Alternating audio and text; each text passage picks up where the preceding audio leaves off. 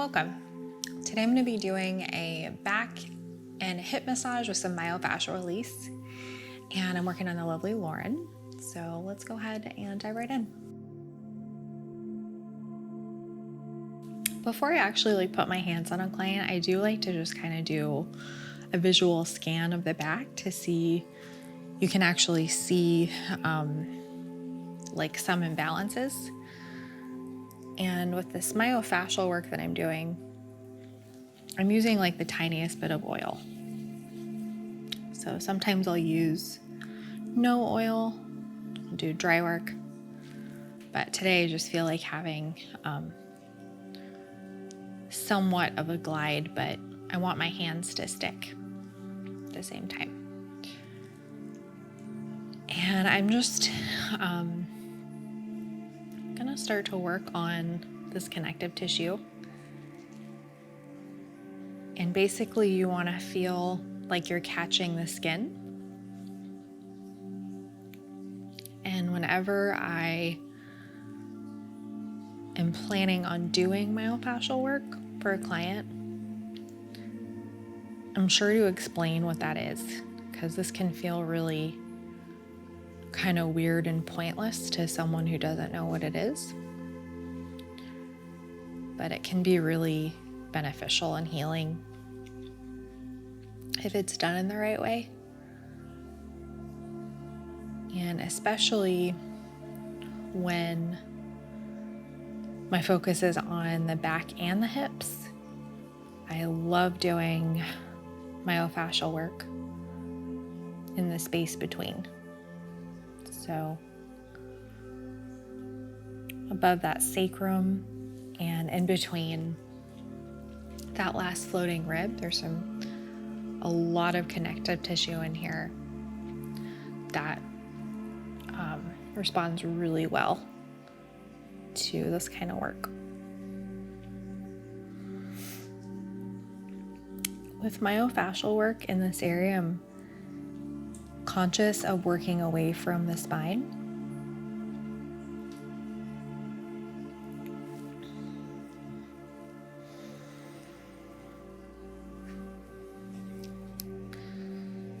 So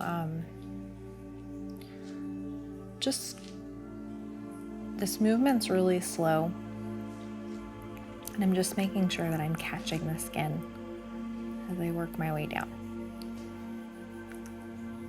And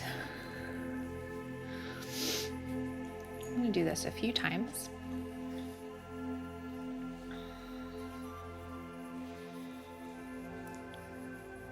It's really good to work on this connective tissue from different angles.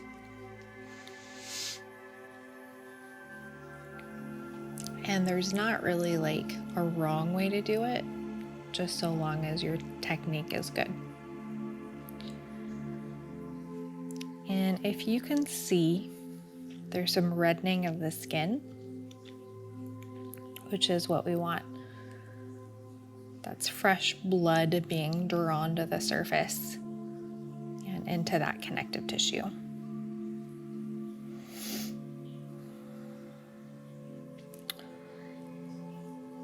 And I'm definitely glad I didn't put more oil than I did, because I'm definitely getting a nice catching of the skin.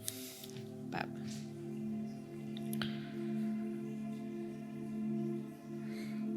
and so it can be a little bit more challenging to do this kind of work on a smaller person.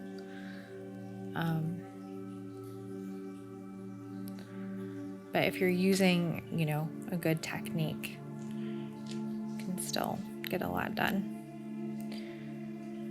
And so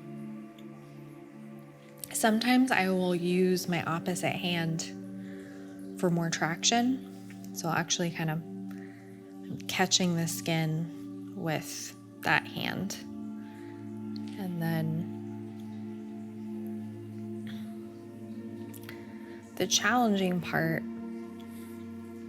about working on a smaller person is you want to be able to use as much surface area as you can to just feel more stable and as I work my way down, because Lauren's a smaller person, I only have so much area to work with.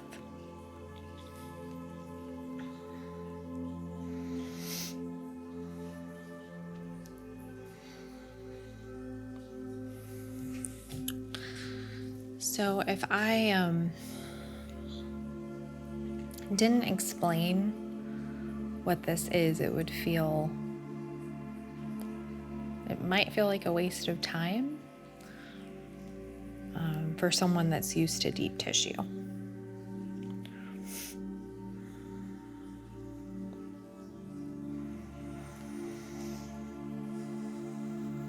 And sometimes just changing the angle that you're working from.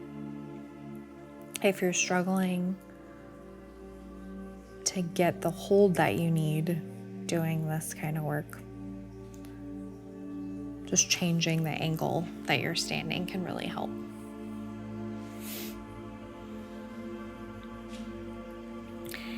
And I just remembered that Lauren said her lats were pretty sore, so I'm gonna go ahead and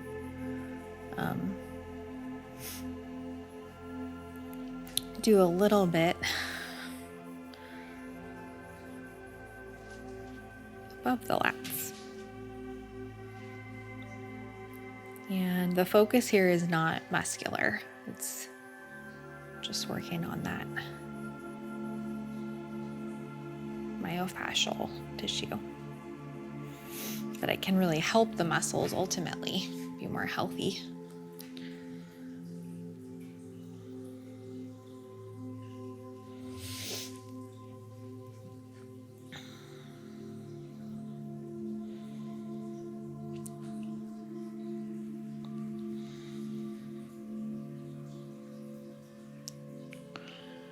You definitely can't rush myofascial work.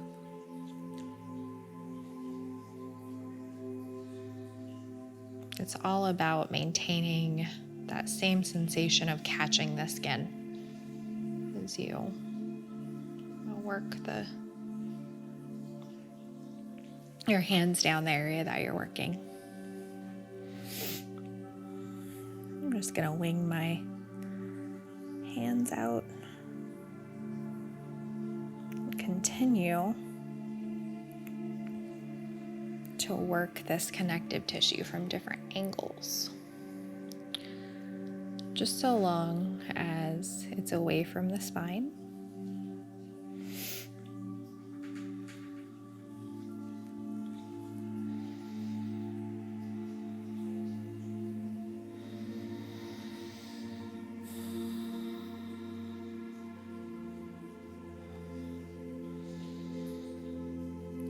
And it's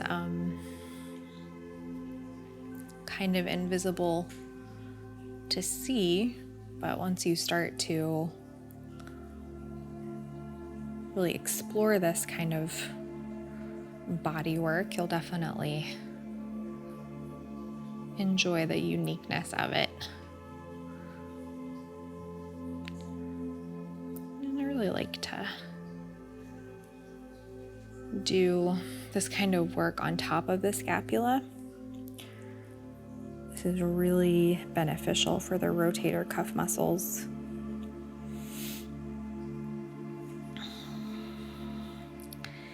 And it's an easier place to do this kind of work because the shoulders are broader than the waist usually.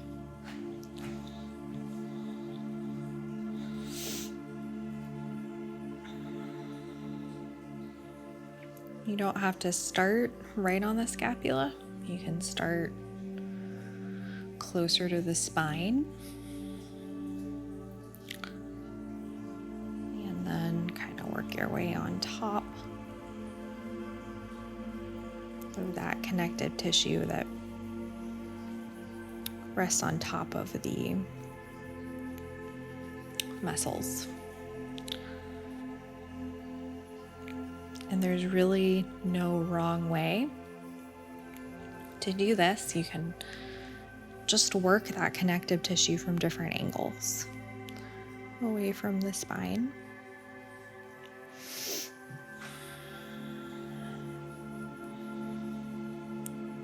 And this is actually a technique. I was in not a serious car accident, but I did have some whiplash, and I was feeling it in my upper back and shoulders. And this is a technique that my therapist did a lot for me, and it helped me like more than anything to recover. So kind of since then, I've been a big fan of it.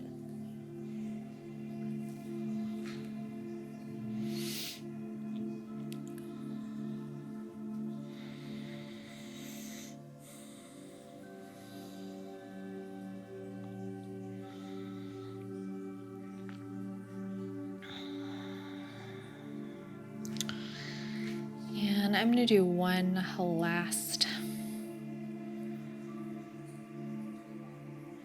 run down along the spine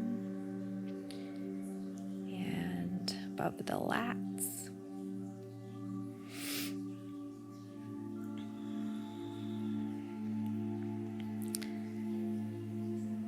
And I have gotten some really nice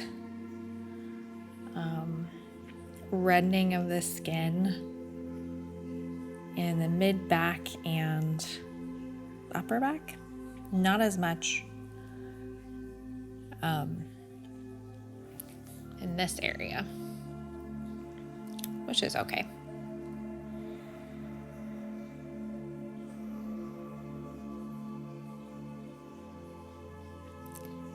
And just always finding, especially with a technique like this, it's very slow moving. I want to find something kind of calming, a transition that feels natural. So I'm going to go ahead and just transition into the next phase of our massage. And I'm just putting some pressure on that sacral area. Tilting, encouraging the hips to tilt a little bit. And this is really great for the low back if the person you're working on tends to overarch in their low back.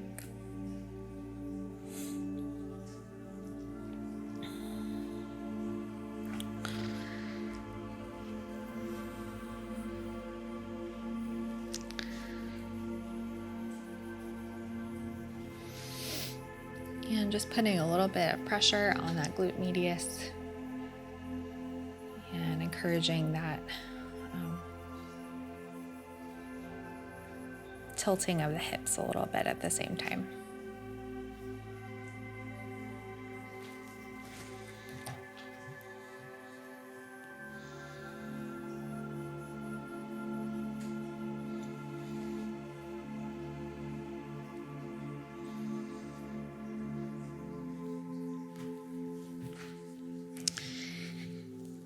And I'm going to go ahead and hone in on this glute medius.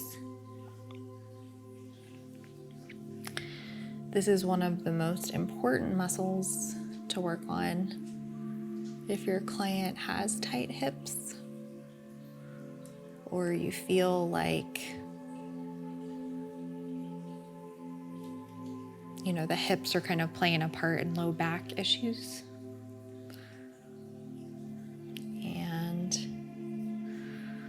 So here is the point where I'm actually starting to really focus on the muscles more. So starting to just do some compressive work and gradually just introducing a little bit more pressure. And I'm doing compressive circles. So that might be kind of invisible on camera, but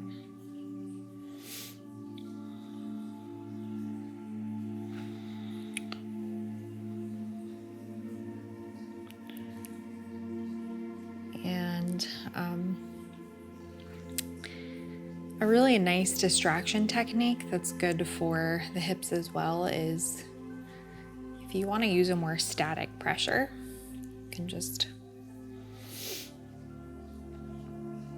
that movement is really great for the hip joints. And it's really good for the lymphatic system as well, the part of your body that collects and moves toxins through your body.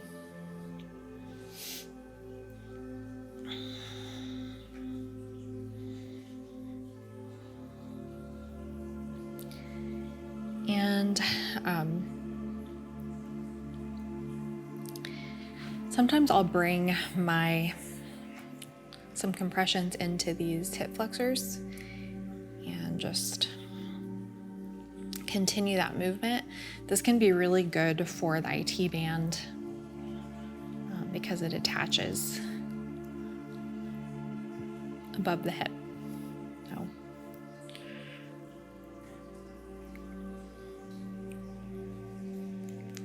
And I'm really focused on this area around the sacrum.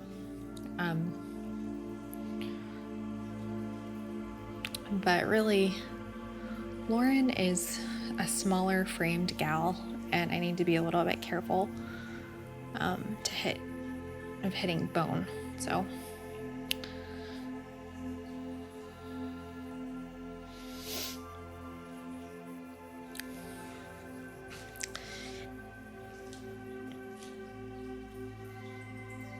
I'm just doing that same thing on this left side.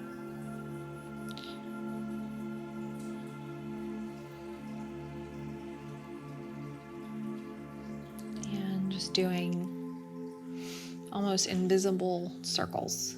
So these compressive circles, just really sinking my weight into that muscle tissue.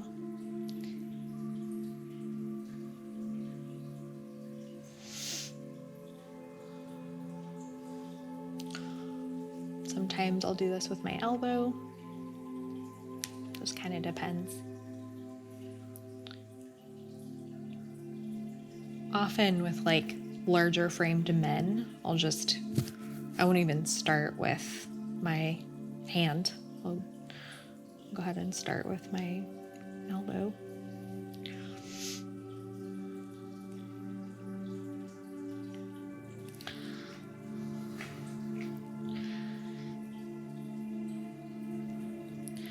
Really encouraging that IT band to relax. If I don't have time to work on the whole IT band, just working on that attachment site can be really healing.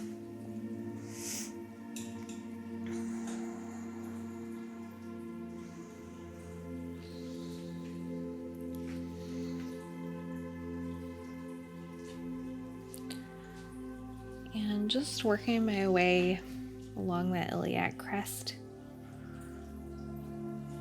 And I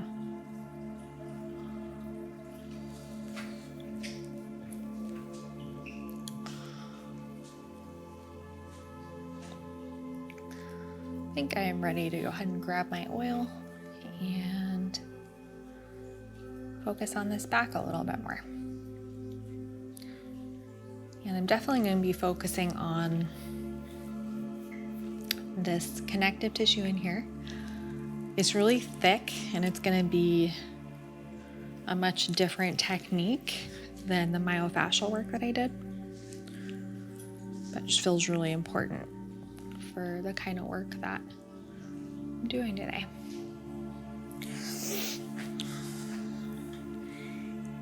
And I would say, like, just to keep things interesting, it's important to vary your pace a little bit. So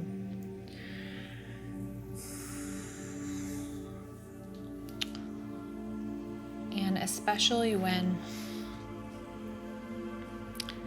I'm working on the low back and hips, it's really nice if you can bring that stroke all the way into the hips, around the hip flexors, but you want to make sure that your client's comfortable with it.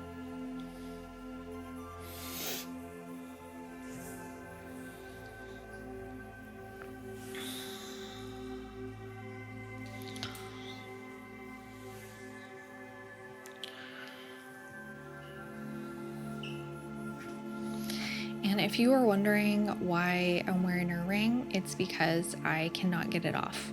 So I definitely prefer doing massage without jewelry on, but I don't have a choice right now. So myofascial work is actually more challenging in some ways because it requires a lot of concentration to do it right. And working on the muscles does too, but it's almost like second nature after you've done massage for a while.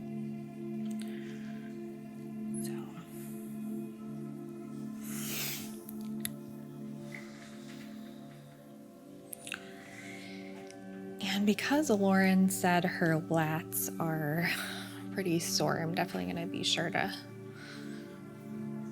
give them some love.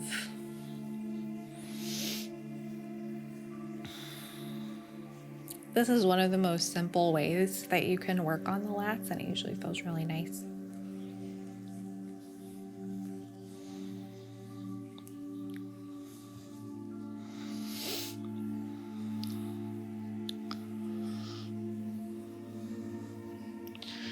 Just kneading this muscle tissue like dough. This petrissage technique.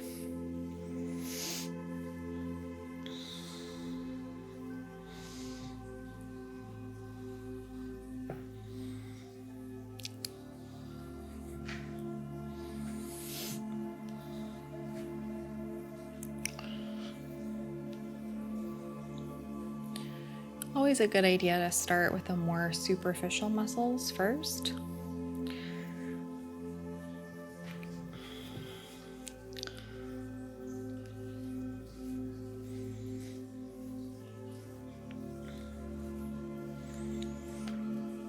And if you feel like with petrissage, you want to have usually more oil and not less. So if you feel like you're struggling with getting into a flow that feels good, you might just need a little more oil.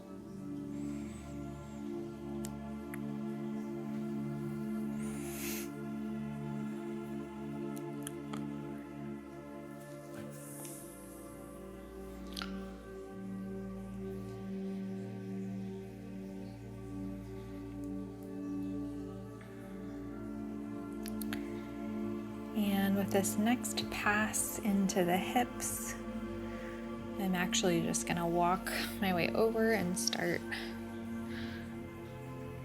with some work around this iliac crest into that thicker connective tissue around the sacrum. And again, just because Lauren is a smaller framed person, you just got to be a little bit more careful not to hit any bone.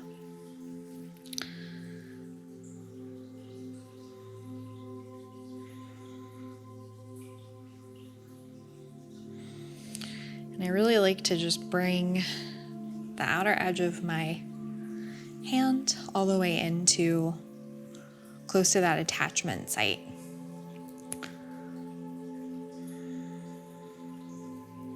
Working my way all the way around the iliac crest.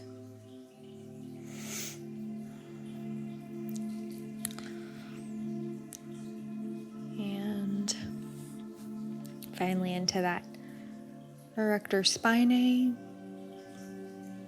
A lot more focused on mid and low back today.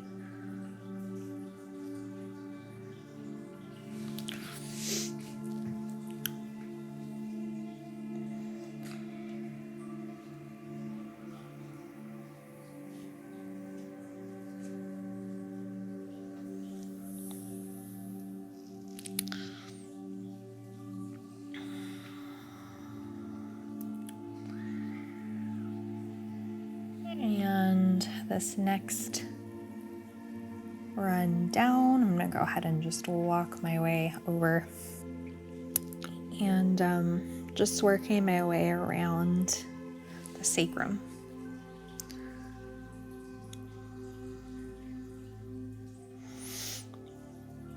All the way around that iliac crest and bringing that all the way into the hips.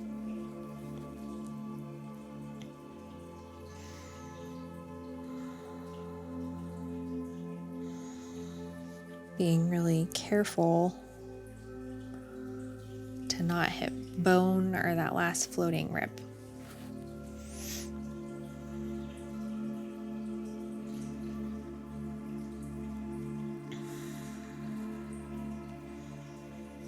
This can be really healing for people that have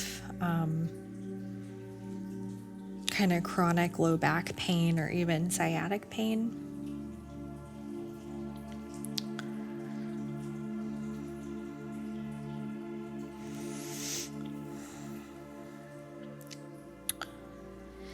And just shortening my strokes. I work my way up into that mid-thoracic. And I'd like to thank a few of our patrons. I'd like to thank Jim, Andrew, and Bianca A. Thank you all so much for your support.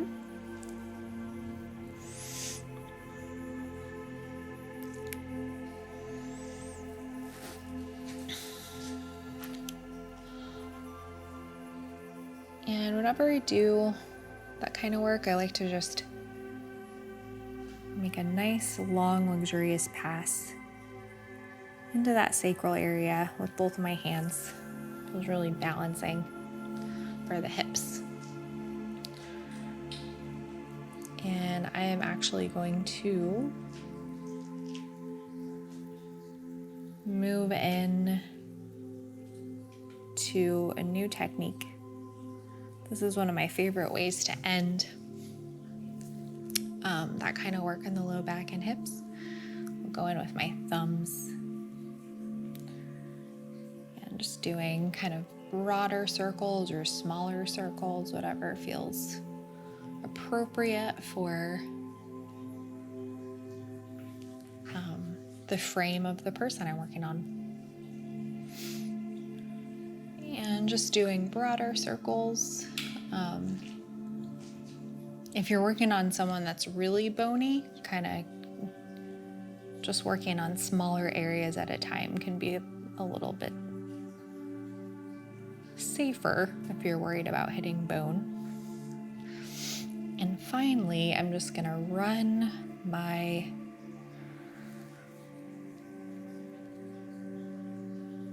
hands along that iliac crest. It feels so good for the hips.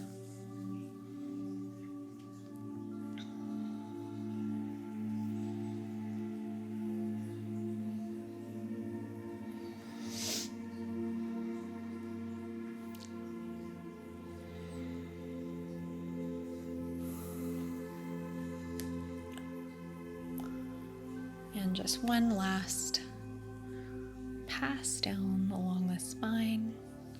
Just a nice relaxing effleurage stroke. Always a great way to end.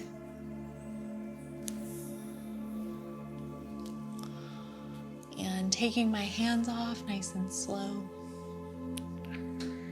And that is all for today. Thank you so much for joining us today. I hope that you enjoyed today's video. If you did benefit from this video, you should check out our Patreon page where you'll find some really great content exclusive to our Patreon. I look forward to seeing you there.